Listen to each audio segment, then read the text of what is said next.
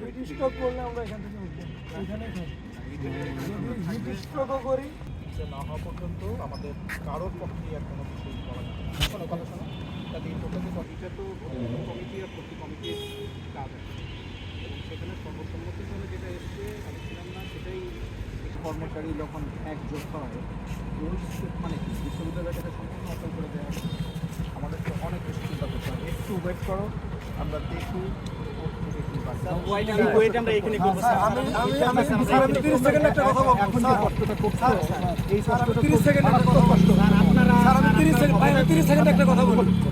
বিশ্ববিদ্যালয়গুলো কখনো যদি হাইকোর্টও যদি কখনো অযৌক্তিক রায় দিয়েছে এইটা বিশ্ববিদ্যালয়ের শিক্ষার্থীরা কখনো মেনে নেয়নি।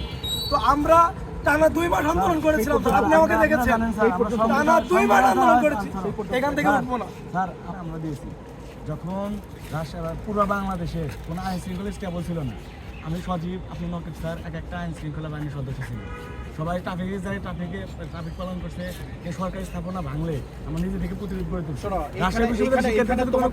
তোমাদের ব্যাপারে তারা বয়কট করার চেষ্টা করতো। আমরা নির্বাচন করতে বলতেছেন